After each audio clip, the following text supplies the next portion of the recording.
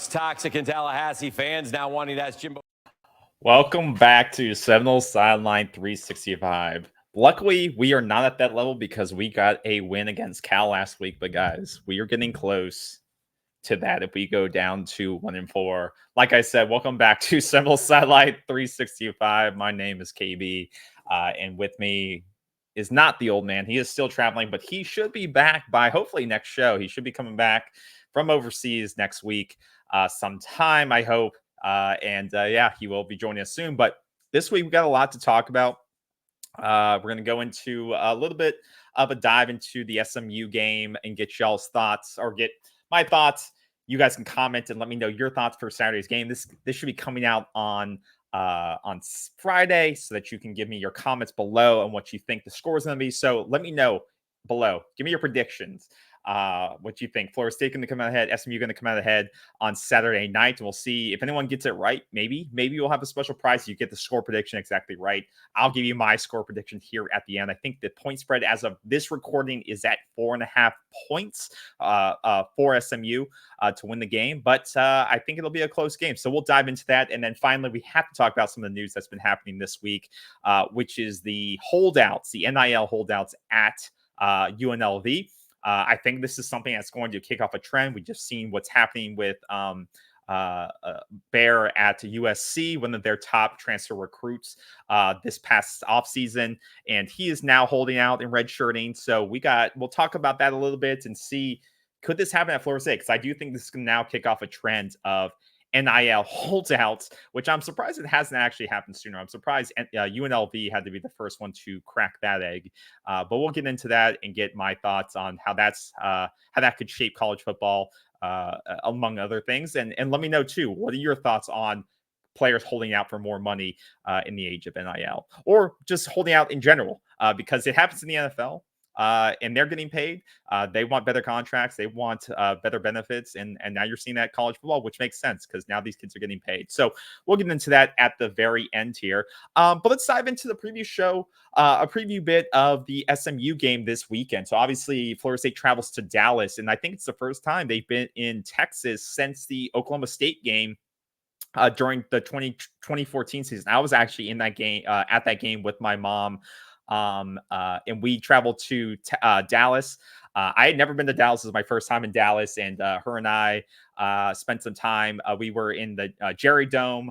We did the day before. I think it was the day before, day after. We did a stadium tour of Jerry's World, and that stadium is awesome. It is if you're ever in Dallas, if you're in Dallas for this game, hopefully you get a chance to do a stadium tour, because it actually, you don't even. I'm not a Dallas fan by any means, but out there in Arlington, it is a cool place. They did that place right. They take you field level. You get to go in the locker rooms. You get to see everything. They did that place really right. So if you're going to that, well, obviously the game isn't at Jerry's World, unfortunately. SMU is obviously more in Dallas versus Arlington. But if you're in that area, go take a tour of the Cowboys Stadium. I know they're playing Thursday night tonight of this recording. They're playing tonight, but the stadium is actually really cool. So if you're in Dallas area, go do that. But hopefully you can get tickets to the SMU game in Dallas, because it is sold out from what I saw. I think Florida State sold their allotment of tickets, and hopefully, I want to extend my prayers to everybody in the Tallahassee area with the hurricane. Hopefully everyone's getting out of there safe. And hunker down, or got out with the advanced warning. So we're praying for you all down there. Like I said, hopefully everyone is staying safe, and praying for everyone's families of everyone affected there. But yeah, this game will go on, obviously, because it is in Dallas, and the team got out. I believe they left on Thursday versus Friday. So they got out on Thursday night or Thursday afternoon after practice, and they packed up and went out there. Now, this game is going to be an interesting one. So you saw the scoreboard last week in terms of what SMU did. Let me pull that up real quick. They absolutely were in a basketball score of a game against TCU last week. 66-42. High scoring game, and this is what you've come to expect from a Lashley-led offense at SMU. They score a lot of points, right?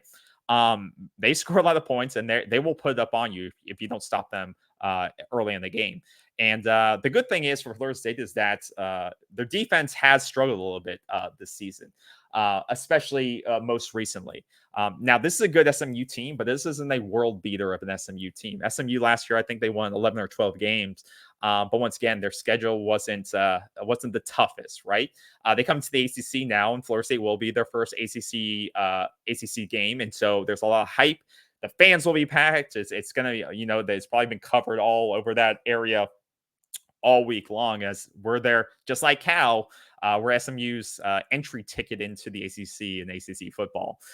So this game will be packed, and it's in prime time, right? Prime time coverage at 8 p.m. But I think it's on ACC Network, which is weird. But so it's on the ACC Network, but it's still in a prime time slot. But last week was an interesting watch if you got to see what. A couple of weeks ago against BYU, SMU made a big quarterback change. And this is something where there is parallels between these two teams. Last year, SMU had their quarterback, and the quarterback that they had in Preston Stone was regarded this season, coming into this season, as probably one of the top quarterbacks in the league. Well regarded, one of the top recruits that they had brought in a couple of seasons ago. And based on his performance last year, he was regarded as one of the top 3, top 4 quarterbacks in the league, if not one of the best. And due to his struggles and generating offense and moving this team along, and in that, I believe it was the BYU game, he got benched. And he got benched for Kevin Jennings, who is also a local product of the Dallas area, I believe. And he's been with the program for a little while. He's stuck around. And he got put into the game, and he struggled a little bit in the BYU game. But against TCU, you can see by the numbers, 14-19, 137. He did enough to manage the game. He was efficient with it. 2 touchdowns, did something with his legs, 41 yards with his legs, and they were able to he was able to manage the game enough and do it with his arm when he needed to, that the run game could get it going as well. And they rushed for over 200 plus yards in a big win against TCU, where they put it on them like they were an FCS school.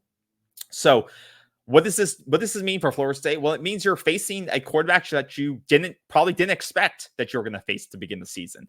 Kevin Jennings is a much different type of quarterback than Preston Stone is. Preston Stone is a more upright, beat you from the pocket type of presence. He is not very mobile, whereas Kevin Jennings can beat you both with his arm and with his leg. And Kevin Jennings, though, is different in that he's going to more beat you in the short to medium sized throws.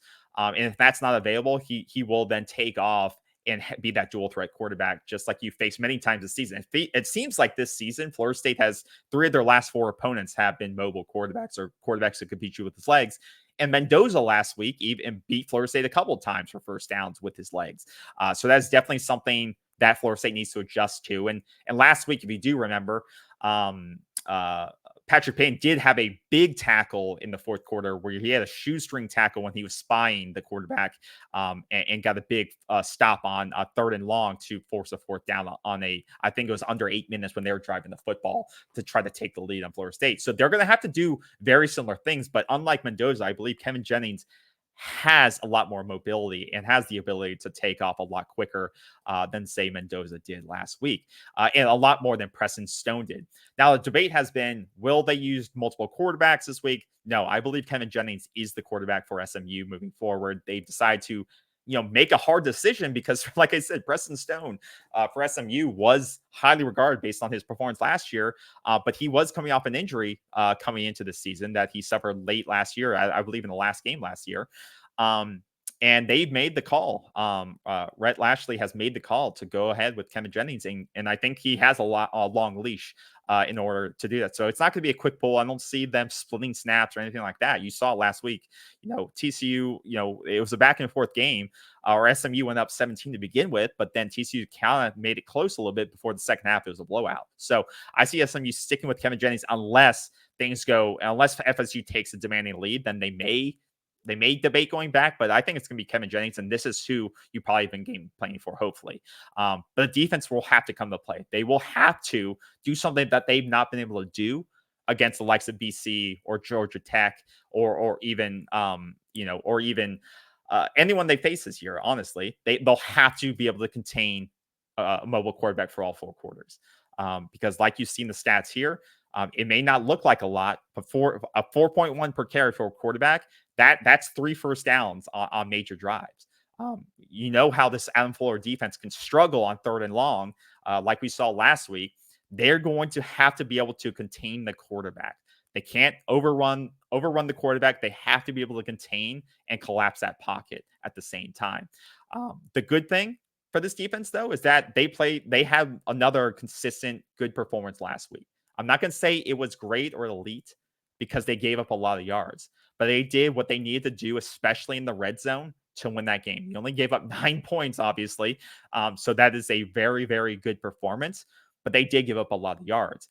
And as you can see in this box score right here, SMU is capable of putting up a lot of yards.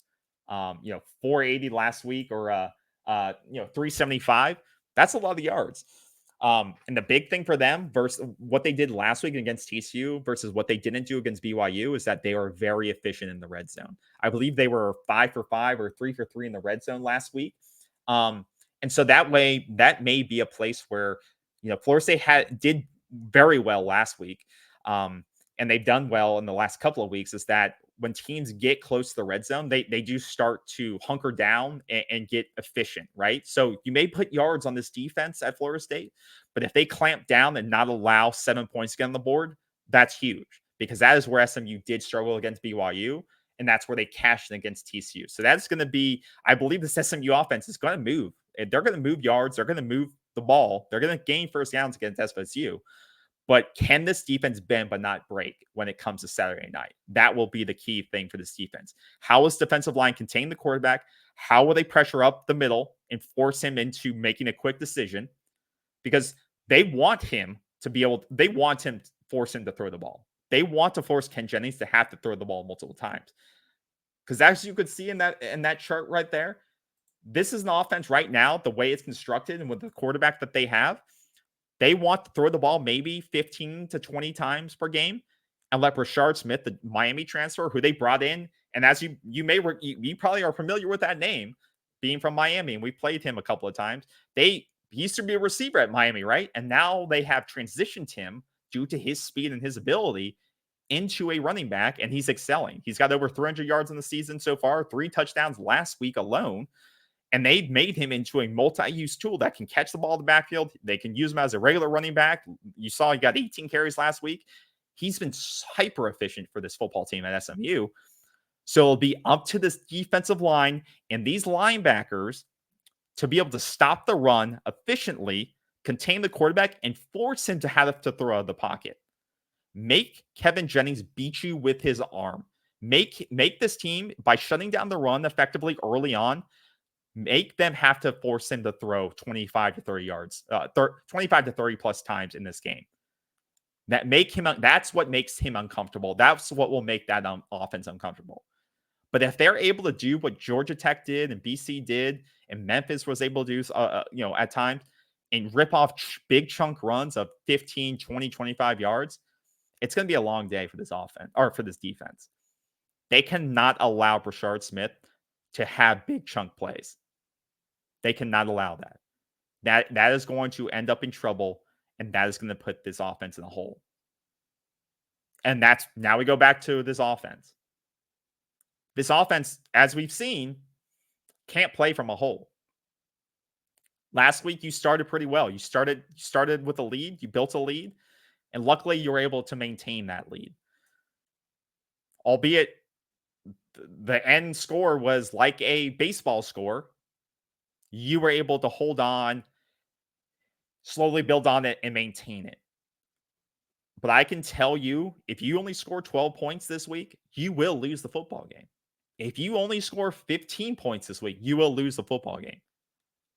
I will say that this team will have to put up a minimum of 21 points to win this week.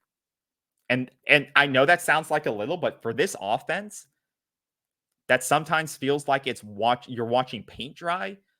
You have to put up 21 plus points to win this game. I mean, that's modern college football. That's not just to beat SMU. That's modern college football. Look at the scoreboard every week. If you're not putting up 21 plus points, I don't have the stats in front of me, but most of the time you're not winning the football game. That's just a sign of a poorly run offense. And I'm not saying that's just quarterback. I'm saying that's quarterback, coaches, and players. That's everything. And so once again, we go in. We have the same quarterback this week. Depth chart is about the same. Hakeem Williams is starting, stuff like that, but he hasn't really gotten going at all. Everyone that's outside of Ja'Kai Douglas last week, I mean, once again, he made some really big plays last week, but Morlock is still dropping balls. Something has to get going this week. Thankfully, you had some semblance of a running game last week, at least in the first half.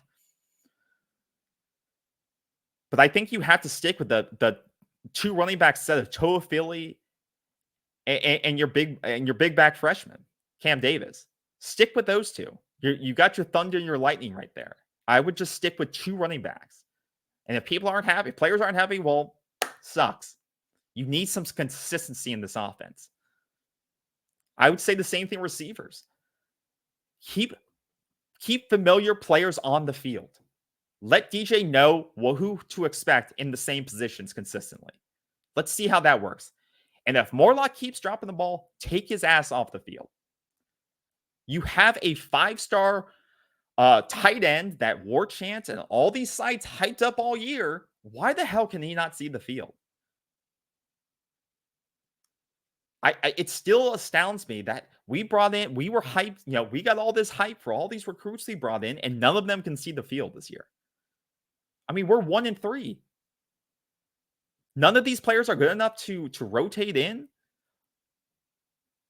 Now, I'm happy that we're seeing redshirt freshmen and stuff like that playing finally and getting playing time and making plays. Edward Joseph among many others. I'd love to see that. But it's just surprising to me that a team that had a top 8, top 9 recruiting class, not one of those players can make an impact. I'm not saying they have to play 50 snaps, 40 snaps, but even rotating in, I don't know. I mean, if Landon Thomas, once again, I was told he was a 5-star, fringe 5-star top tight end in the country, and we see Morlock drop balls every single week. I don't know. I don't know if the standard for getting out of the field is too high for Mike Norvell, or mine is too low. My standard for getting out of the field may be too low. I don't know. So those are the big things. The position groups to watch out for this week. One is the offensive line of Florida State.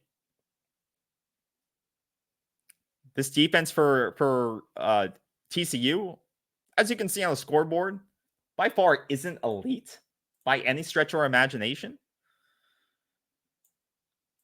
But I think the thing for SMU and what they're going to test is that they do have some veteran members of this football team. Elijah Roberts is a big time player for them. 10 sacks last year. He returns this year, has 8 hurries on the year. And like I said, they have a lot of veteran experience. And now I say it once again, when it relates to our offensive line, being a veteran doesn't mean you're an elite player. Just because you've done something a lot doesn't mean you're good at it. But a guy like Elijah Roberts has proved he can sack a quarterback. He's done it 10 times last season. He's got 8 hurries this year. He may not have the sacks yet, but we know it just takes one game to get the guy going. We saw it with Jared Verse last year. It just takes one sack to get the momentum going. And that's not just him. They feel like they have a bunch of guys that got to recruit, a transfer from 6'5", 300-pound guy, Tank Booker from Maryland. They got Jafari Harvey from Miami, another guy that they like. And they feel like they have multiple guys on the line that are going to bring pressure on this offensive line. So can Florida State, once again, can they create a balanced offensive attack by opening up running lanes for Toafili and Cam Davis so that all the pressure is not on DJU to have to throw the ball? Can they prevent 3rd and longs? Can they prevent 3rd and 10s from happening? Can we get into 3rd and 3s, 3rd and 4s, 3rd and 2s, and keep the game manageable for DJ? That's the one thing I'm going to be looking for. The other position group I'm going to be looking for is our linebackers on the defensive side. Like I said, this is an SMU team that, unlike past years, with this quarterback, they're not going to be looking. They don't want to throw it 35 times, 30 times a game. They are going to look to balance it out and see if they can lean on their offensive line, which is more inclined, is better at run blocking than it is pass blocking. That is with SMU so far. And what their insiders will say is that their offensive line for SMU excels more in the run blocking than it does at pass blocking. And so they want to use the weapons they have and their strengths, and they want to run against Florida State. Will we see Florida State have the ability to stop the running game? Will guys like Daryl Jackson on the inside be able to match up with what the offensive line of SMU is going to try to force against them? We'll find out, because once again, they feel like SMU did a great job in bringing in transfers from Oklahoma, Arkansas, and that's why they're excelling with Rashard Smith this year. A wide receiver turned running back. He's having a career year this year behind those two transfers. So this will be a battle between our defensive line and their retooled and veteran offensive line. Who can win the trenches this week? Because I tell you, it's going to be a lot more competitive than it was against Cal. And I'm not going to blame people for getting excited against for the Cal game and how guys looked. I like I said, I thought Josh Farmer has to have another great week. I thought he played great last week. We need Josh Farmer to have another elite week. But I don't want to get too excited because I don't think Cal is a very good team. I think when we get to the end of the season, Cal may have 2 conference wins, 3 conference wins. I mean, we may only have those, but I think talent-wise, Cal was obviously the worst team we've played all year. And so you limited them to 100 yards, 100 yards rushing, 2.9 yards per carry, which is great. But your test this week is a lot harder against a better offensive line and I would say equally as good, maybe better, running back. Jaden Up is a very good running back, but he's playing behind a worse offensive line than Cal. Rashard Smith he's a weapon. He can receive the ball, and now we can see he can run the ball. And I would say their offensive line at SMU is a very good offensive line, above average offensive line. So this will be a test for this defensive line to see if they can step up like they did last week and limit the big plays, limit the big runs, as well as help contain the quarterback. And that will be on Patrick Payton, especially on the defensive line, as they use him for a spy. The last position I'm going to look at, obviously, is quarterback. This is week 5 of the DJU experiment. 16 to 27 last week for 177 and 1 touchdown. Average 6.6 yards per throw. 48 QBR. I mean, it wasn't pretty, guys. We can, I'm not saying anyone else doesn't think or said it just, and once again, there was a lot of drops too. It's not all on him, but he did miss some throws. He did make some wrong reads on RPOs. But when the right throw needed to happen, he hit, and the throw to Douglas in the back of the end zone was picture perfect. We need to see that in every quarter of the game, right? We need to see that multiple times per game. Because once again, 14 points, I don't know, I had 12 in my head, but 14 points is not going to win you a football game against SMU. It's not going to win you a football game against Clemson. It's not going to win you a football game against Miami. It's not going to win you a football game against Florida. This offense, if there's any time for it to wake up, it is this week, because the schedule only gets tougher going forward. And so every player on this offense needs to step up even higher. Ja'Kai, Jalen, Hakeem, Kyle, Kentron, Malik, all these players need to be looking for yards after catch. All these players need to be looking to making plays while contested. You're not always going to be open. Come back to the ball when your quarterback is rushing around, when he's scrambling outside. Make the big plays. It's not always going to be easy. Every player on this offense needs to step up and help your quarterback. And like I said, I'm not taking the blame off the DJ because I think he has made some bad plays and he's made some bad reads. But if he is your quarterback, everyone's got to be there to support him or you just shouldn't be on the field. Because Mike is making the call for a reason. Mike is putting him in for some reason because he sees what else is in the room. And now if he sees and that also is on Mike. If he sees that no one else is there, because we've seen all across college football, people are making quarterback changes left and right. Left and right. We just talked about it with SMU. Preston Stone got benched. And he was heralded as one of the top quarterbacks in the ACC. People are not afraid to bench their quarterbacks. But Mike is sticking with DJ. And I don't think Mike's a dumb coach. I think he may be loyal to a fault, especially with his staff.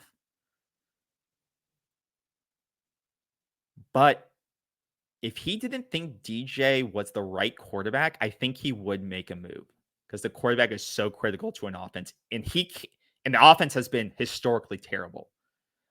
So that quarterback room must be so not ready that DJ is the best option. And that scares me because that is a room that Mike Norvell has built. So that is directly a reflection of Mike Norvell and his recruiting strategy because he has built that room himself, right?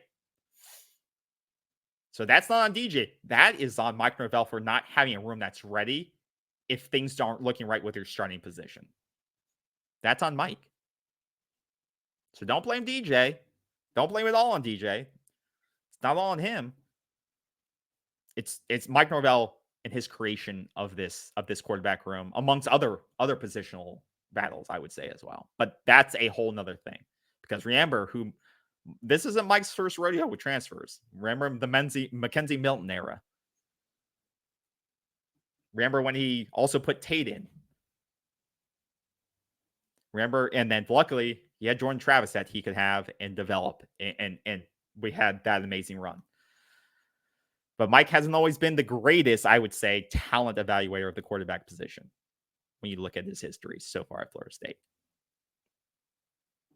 And that's not to say that Brock or Luke won't be great at Florida State. But we need guys who are ready and ready quickly to step up. Not just quarterback, but at running back, at receiver, at tight end, defensive line, and linebacker, all these positions.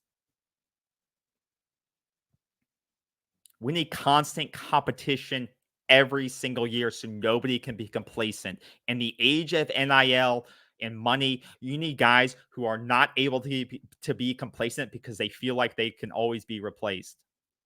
And I hate to say that, but that's what you need. You need everyone always to be on edge because now when their pockets are filled, if you don't, that is just like in the NFL, you need competition. You need a depth chart that guys are always feeling they can be replaced and pushed.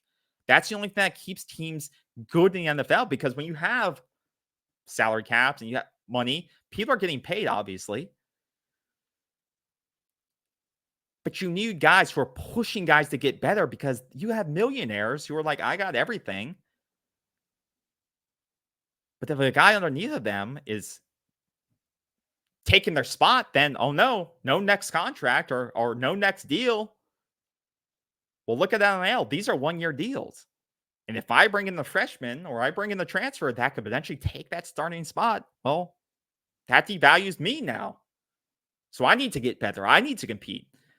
You need constant competition in every single role. No one should feel secure, and that's going to make them better in turn. Many guys love competition because they know it makes them better. And not everyone can be a starter. That's a crappy thing, right? Not everyone can be a starter. And if everyone goes in the transfer portal expecting to be a starter, then you're delusional. And that gets us into our next chat. So I'm going to go out and give my final prediction. We could talk about the UNLV story, stuff like that. So I believe the SMU prediction right now is no, it's up to 6 points now, so it's gone up. So that's not a good sign. I'm gonna go with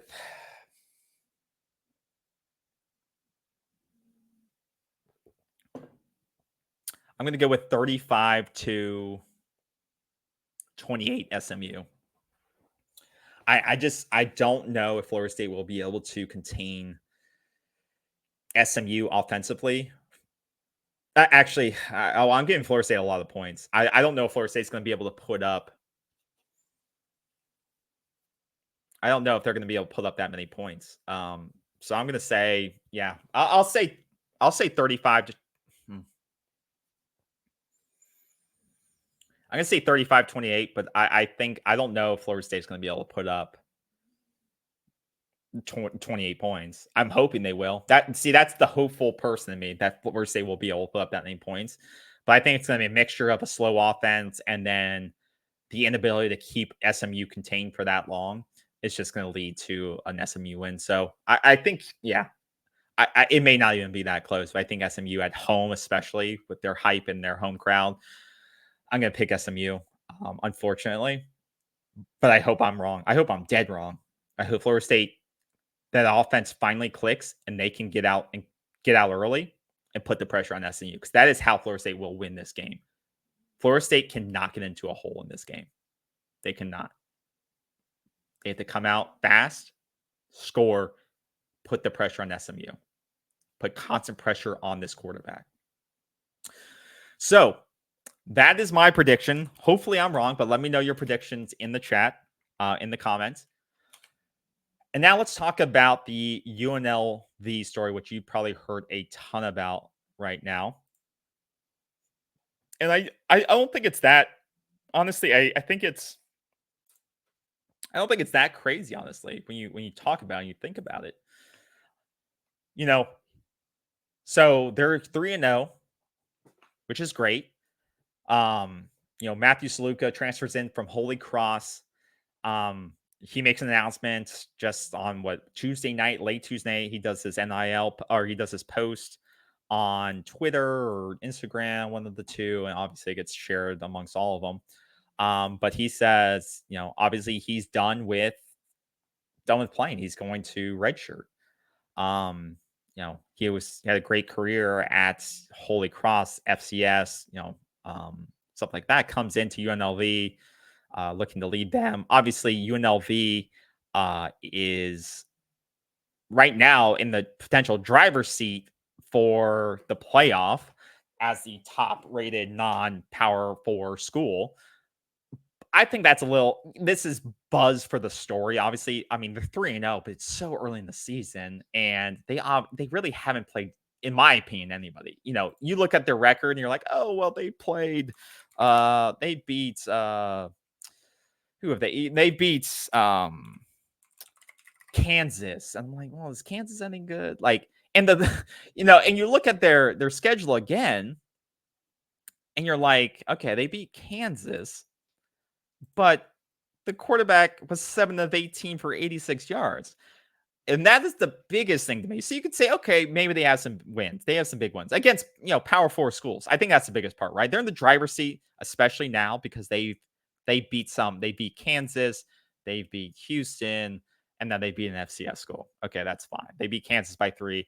It's still early in the season. They still basically have to win out, and have a really good year to be able to be in the playoff, and they have to be, they'll have to be highly ranked in the polls and be the highest ranked non-Power 4 team.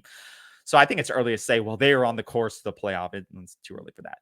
But the biggest thing for me is that this kid, Matthew Saluka, wasn't really, in my opinion, the driving force to why they're 3-0. I just told you his stats right there. He had 87 yards in the win against Kansas. This year, he's 21 of 48, 48.8 percentage rate passing, and he's 6.6 yards per completion. he's not lighting the world on fire. This is the guy that is top 5 in the Heisman race right now with their run to the playoffs. I'm not saying he's bad, but I mean, would Florida State's fans right now would be asking for this guy to be benched right now if these were the stats. I mean, let's be honest with ourselves. Like if Florida State had this as a quarterback, they'd be asking for the same.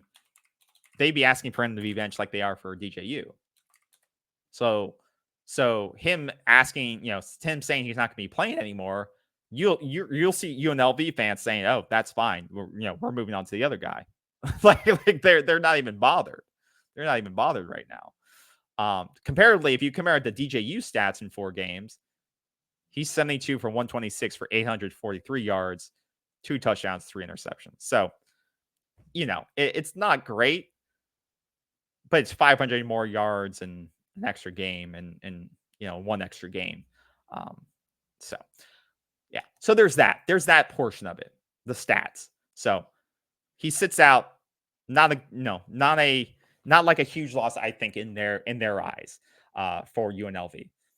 The big deal is that he's saying the original thing is that he believes he was verbally promised $100,000 from UNLV, the UNLV coach, but has only received $3,000.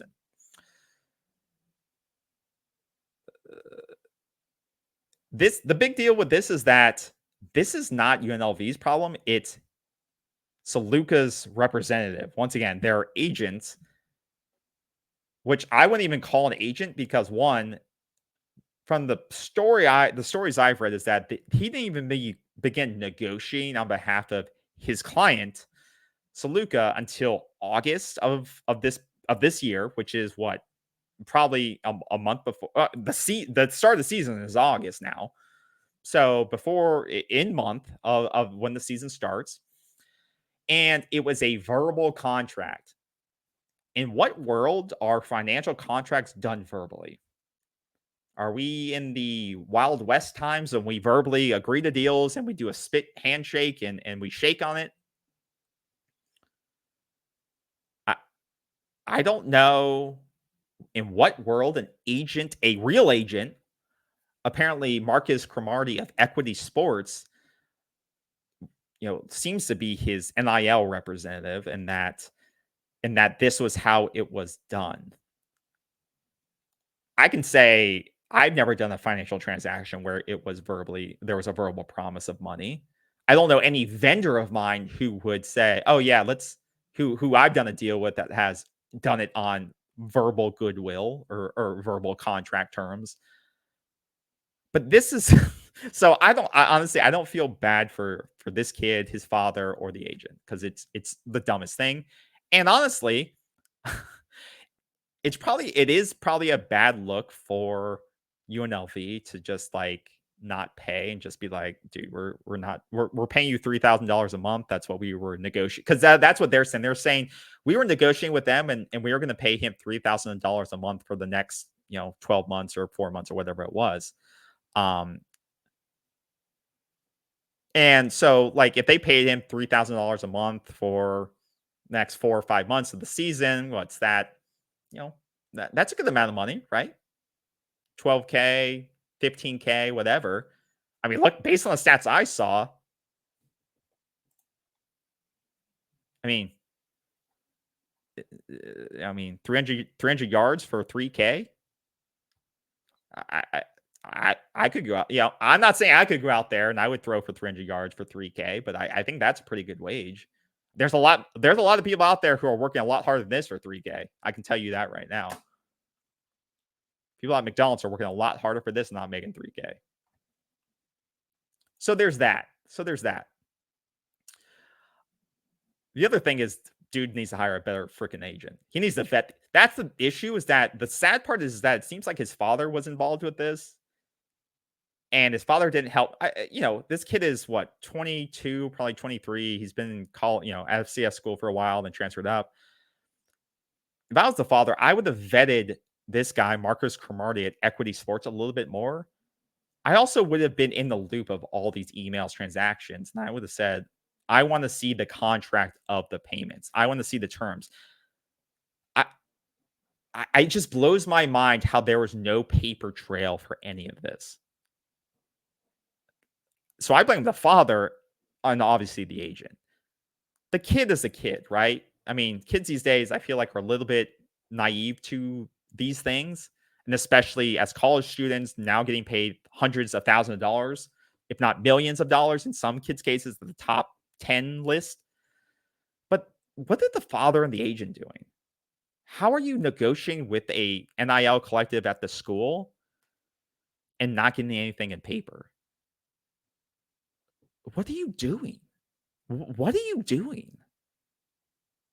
You have no argument grounds to say, well, you promised it. No, promises don't mean shit. Paper means everything. Signatures mean everything. And that's what Blueprint Sports, who's the managing UNL's collective, says. Sluka had no deal in writing with the collective and said the collective wasn't aware of any promises because apparently one of the coaches at UNLV made the promise, not the collective, and said that they had paid Sluka the $3,000 payment. So there's that. So once again, I don't feel bad for the kid. I don't feel bad for his dad. I don't feel bad for the agent because they were dumb. And that's a lesson learned. And I don't, I think UNLV has to stick to, or the collective has to stick to what they said they were going to do. I mean, if they were totally out of the loop on this, which maybe they were, maybe they weren't.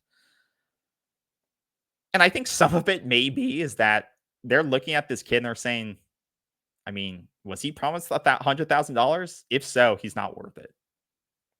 So there could be a little bit of buyer's remorse in this deal.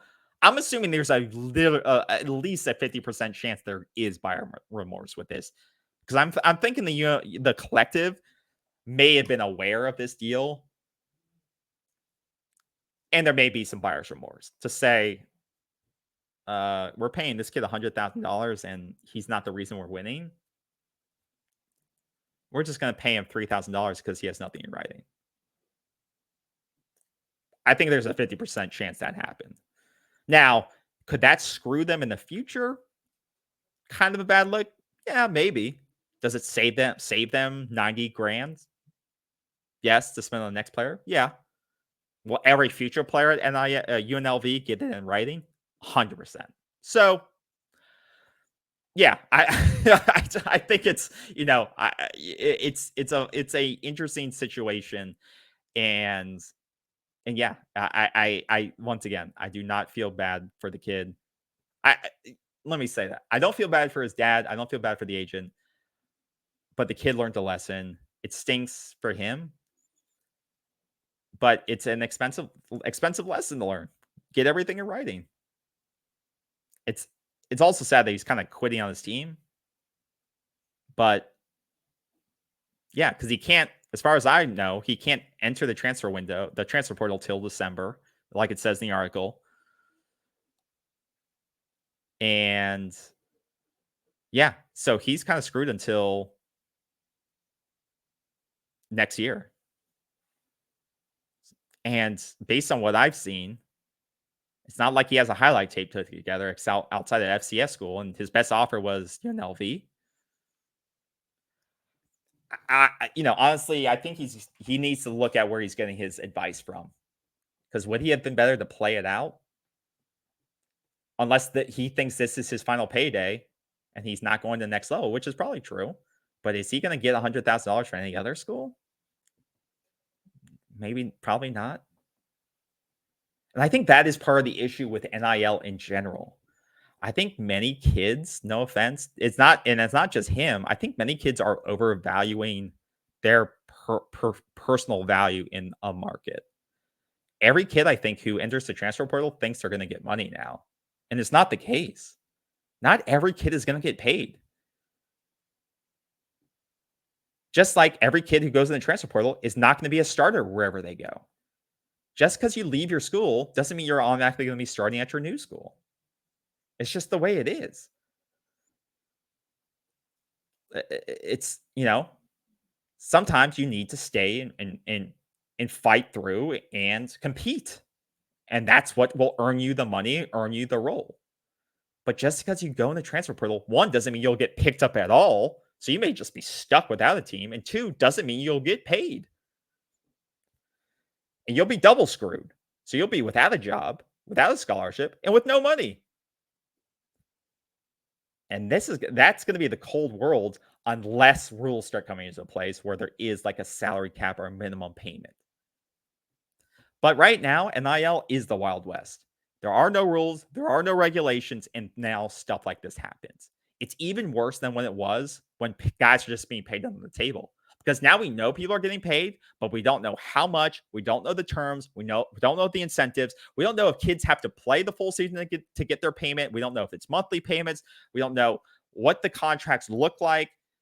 In the NFL, you can look up any contract. You can go to stat track or a contract track, and it has their years, payments, bonuses, sign-on bonuses, injury clauses, stuff like that. We don't know any of that in college, but we just know they're getting paid. And it's assumptions. We think this guy's getting $1 million. We think this guy's getting 10 grand. Players can't even assess their value because all these contracts are like cloak and dagger. Why is everything so hidden now? Why do you ever wonder that? Like NFL, everything's so contracts are reported on and stuff like that. But NIL, it's all like it's even shadier than it was when, like I said, kids were getting paid under the table. Now these contracts, they're so, On3 has their NIL calculator, which is just, like I said, a predictive calculator, but that's the closest we get to seeing a guy's value or their contracts or what deals they have. None of this stuff is public. It's 100% the Wild West. And we have guys now who are taking word of mouth contracts and then not getting paid because they think a word of mouth deal is like a paper contract. That's how unregulated this is. And then you have these probably, and I don't know, but you have these agents who are advising them on these deals. Are these agents certified? Are they not certified? Who's advising these kids? It's so. There will be a documentary one day on ESPN or Netflix or something that covers all of this, and it's going to be fascinating. And this will be the story, I think, that kicks it all off. Because now you have Bryant at USC, who is also is it no, not Bryant? Is it Bryant? Who's doing a similar thing? He's not doing exactly not Bryant. But sitting out now, I think this is going to kick off a movement of NIL related sit outs or holdouts, just like in the NFL. I mean, this happens at Bear Alexander. That happens in the NFL is that you have contract holdouts, except in the NIL era, they're 1-year contracts, so you're sitting out for 1 year. And yeah. And so now you have Bear Alexander, who's had his own transfer journey, as many of you already know. I mean, this was a former Georgia kid, played at Georgia for a season, won a national championship. I mean, before he even committed to Georgia, he was back and forth between schools. Then transferred to USC. Like I said, after Georgia. Former 5-star guy. Now he's not happy with his playing time. Yeah.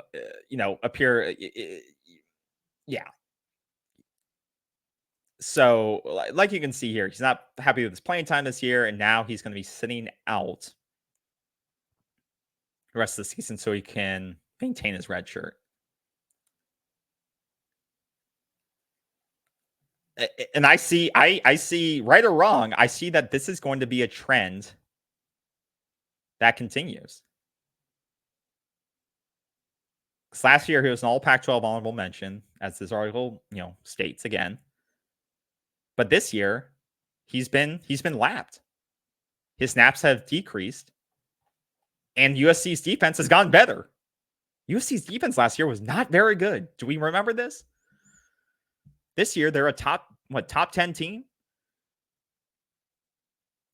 Tough game last week against Michigan. And when he was on the field, if you see the clips, he got moved out of the way on that final drive of the game. His snaps have decreased in the first 3 games of the season. And now he's deciding that, okay, I'm not happy with my playing time. I was good last year, or seemingly good last year in a terrible defense. And now I'm gonna maintain my redshirt. So I'm essentially quitting on my team and holding out and won't play. And yeah, that's it. I think this is another trend similar to the last one. This holdout trend, whether it's quarterback who's not getting paid what he thought he was going to get paid or not enough, wants more money, or this, where not getting enough playing time, I'm holding out and maintaining my red shirt. I mean, could you see this happening with Florida State's roster? I could. The good thing is Florida State's already at week 4, so this trend has already kind of happened. So luckily we're in week 4 already, or we've already passed week 4. We play our 4 games early. But you could see this potentially happening with guys that have not gone on the field yet, that are in that true sophomore year, stuff like that. Or saying, hey, I don't want you using me if things get out of control. Like, think of guys like Charles Lester or, Kai Bates, or what if for example, what if Kadarius Jones, who had a great game last week, what if, like, for week 1 he didn't play at all and play a lot? What if he said, I had a great game last week. I have one more game until I can maintain my red shirt, because he's a true sophomore. What if he said, I'm done? We're 1-4, we're 1-3. I want to maintain my red shirt and keep that year. Either pay me more money or I'm sitting out the rest of the year. I'm not saying he would do that, because to me, he feels like a competitive player who wants to be on the field and make plays and want, do what he did last year. But what if he said, I'm not getting enough snaps, I still have my red shirt to take, and I don't want to be part of a 1-3 football team, and I want to save that year? That is like a prime example of what could happen. Or a Jacob Rizzi who hasn't appeared and just may say, I don't care if we have injuries, whatever that could happen. I haven't played. I'm a true senior. I'm just going to take my red shirt and not be available. I'm going to make myself known. It's guys like that who haven't really shown yet and have that red shirt available may not announce it now, may announce later. Brian Courtney may be another example. I haven't seen him a lot. He's a true junior. I mean, that's a room that needs competition. But he may say, guys, I'm not getting playing time. I don't have many years left. I'm holding out. I'm holding out. I could see this trend, I think there needs, it's an interesting discussion, because you could see it with certain guys, and you may not be able to see it with others, because some guys may not have like the,